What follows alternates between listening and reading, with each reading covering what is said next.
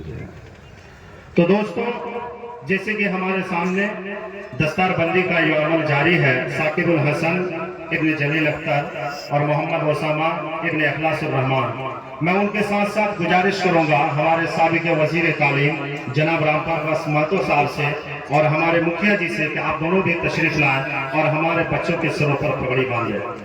आप दोनों से मैं गुजारिश करूंगा, हमारे मुखिया जी से भी मैं गुजारिश करूंगा कि आप तशरीफ लाएं। इधर आइए सर।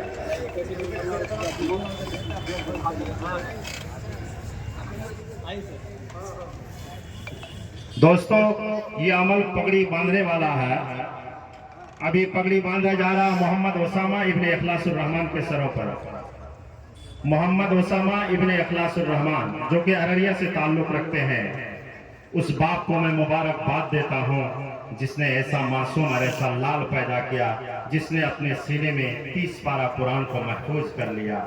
बड़े मुबारकबाद के मुस्तहिक है वो माँ बाप जिन्होंने ऐसे लाल को पैदा करके यूं ही नहीं छोड़ा बल्कि हाफिज कुरान बनाया। मेरे दोस्तों, अब भी समय है। अब मैं गुजारिश करूंगा कि जनाब साकिबुल हसन के सर पर भी पगड़ी बांधे। गिरा देंगे इसको।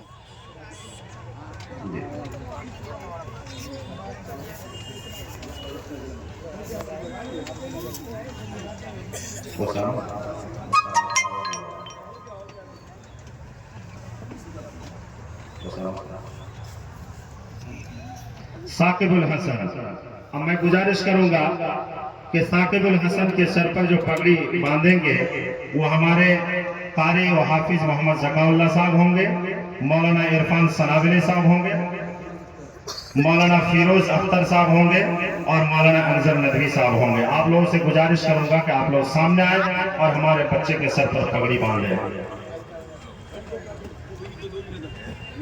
वो मुअज़्ज़ज़ थे ज़माने में मुसलमान होकर, वो मुअज़्ज़ज़ थे ज़माने में मुसलमान होकर और हम ख़ार हुए तारिक़े कुरान होकर।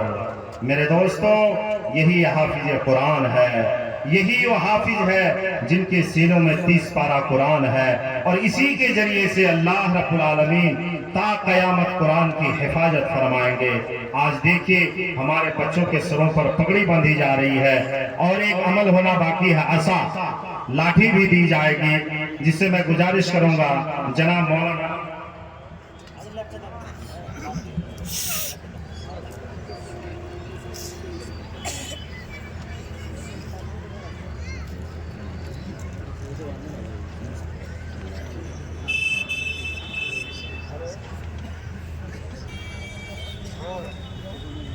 दोस्तों, ये अमल जो सर पर अमामा और हाथ में लाठी दिया जाता है, ये अमल की तो बहुत सारी वजूहात है। उन वजूहात में से एक वजह ये भी है कि सादा सफेद हमेशा सच्चाई की राह बता रहा है। आज जो हमारे बच्चों के सरों पर ये पगड़ी बंधी जा रही है और ये पगड़ी सफेद कपड़ों की है, इससे ये सच्चाई का प्रतीक है। ये पूरी दुनिया में सच्चाई का, अमन का, मोहब्बत का, प्यार का, उनसियत का, उखुवत का, हमदर्दी का पैगाम देगा और साथ ही साथ उनके हाथ में एक डंडा भी है, एक असा भी है कि दुनिया के मुश्किलात अगर सामने आए तो उनका भी वो मुकाबला करने के लिए तैयार हैं।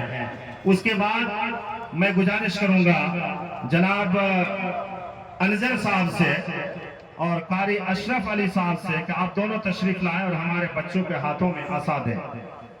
मौलाना अंजर आलम साहब और कारी अशरफ अली साहब हमारे बच्चों के हाथों में असा दें। और मैं उसके बाद गुजारिश करूंगा कि तोहफा कुरान मौलाना इरफान साहिब इस्लाही, आपसे भी गुजारिश करूंगा कि आप तशरीफ लाएं और हमारे बच्चों के हाथों में कुरान थमाएं।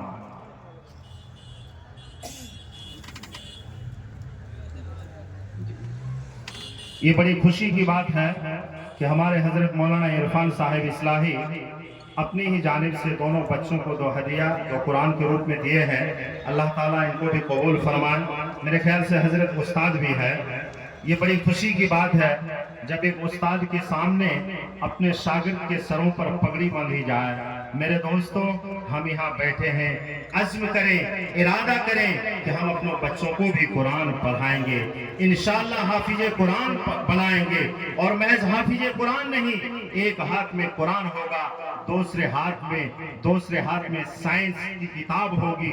इंशाअल्लाह हमें और आपको बुलंदी तक पहुंचने से कोई नहीं रोक सकता। मैं सिर्फ इतना कहूंगा, मंजिल की जुस्तजू में क्यों फिर रहा है राही, तू इतना अजीम हो जा के मंजिल तुझे पुकारे। इस अमल को